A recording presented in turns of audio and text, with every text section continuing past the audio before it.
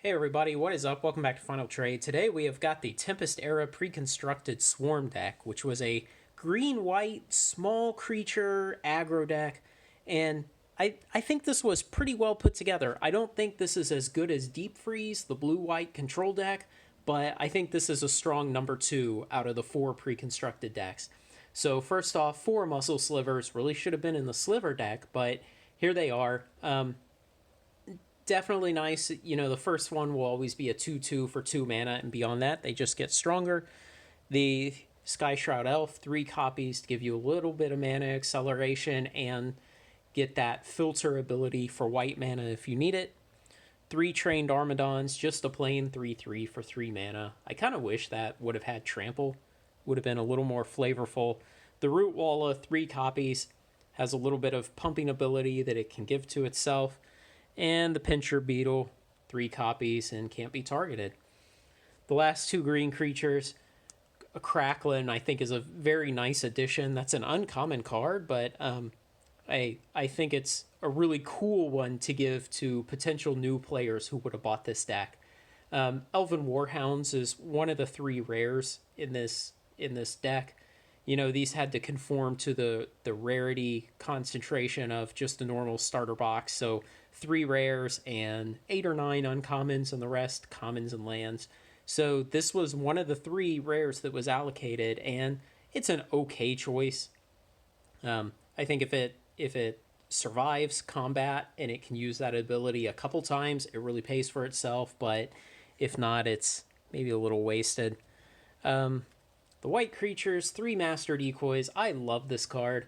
I think especially in a pre-constructed environment for Tempest, this is a very powerful card. And you know, the Deep Freeze deck has, I think, 2 of these also. It's just very good for paying 1 mana a turn to keep an opponent's creature locked down. And you can change which creature you want to lock down. So it's not like a creature enchant that locks them down. A couple of these obnoxious shadow creatures, I was never a fan of these, and you know, these are not great. They're okay, but final creatures in the deck, 2 Ranger and Vex. I think these are really good. 3 mana, 2/2 first strike. And you know, this was back in the era when WotC still put regeneration on creatures. As far as instant, you have some buyback abilities, the Elvish Fury, which is kind of a degenerate giant growth, but has the buyback. You know, I'm kind of mixed on this card. Maybe in a long game, it's okay, but also I think a cool way to play this card is buy it back once and then play it a second time without the buyback. That may be a good way to use a lot of those buyback cards. Disenchant, just a classic, which probably belongs in every white deck. And Anoint, just giving us another little view of buyback cards in general for Tempest.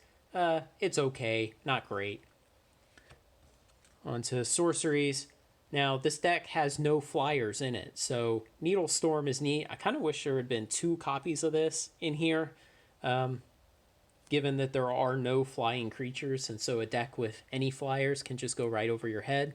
And 2 copies of Overrun. I think this was really great. These are 2 of the 9 uncommons in this deck, and I think they're very well chosen. You know, when you have a deck with a lot of creatures, a card like Overrun gets more powerful in proportion to the number of creatures you have, not the power or quality or anything of those creatures.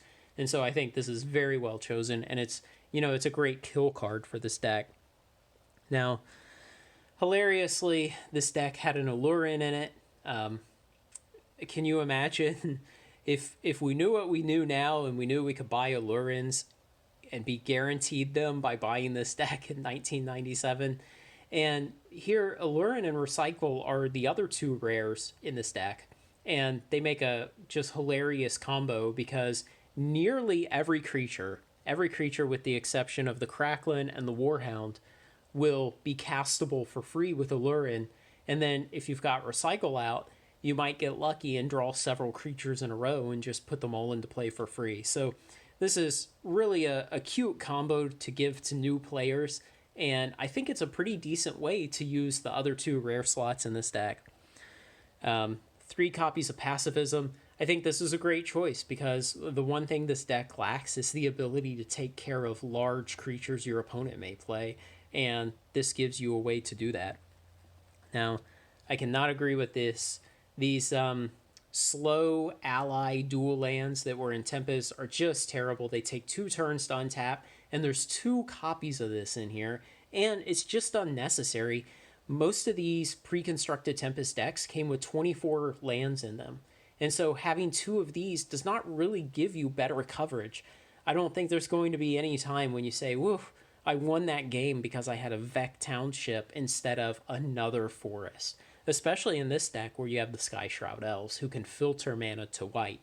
So this is really a bad choice, but I think they're trying to show new players that, hey, not all lands are basic and they can kind of do some neat things sometime.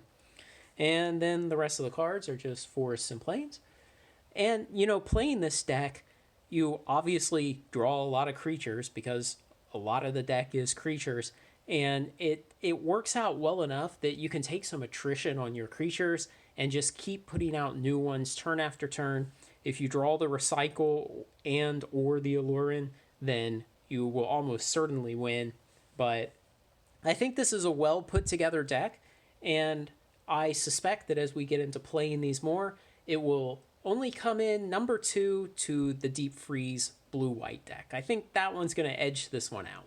But that's my suspicion starting off, and we'll find out. So if you want to come along and see as we playtest all these decks against each other and check them all out, then like, comment, share, and subscribe, and join me on Final Trade. Thanks a lot.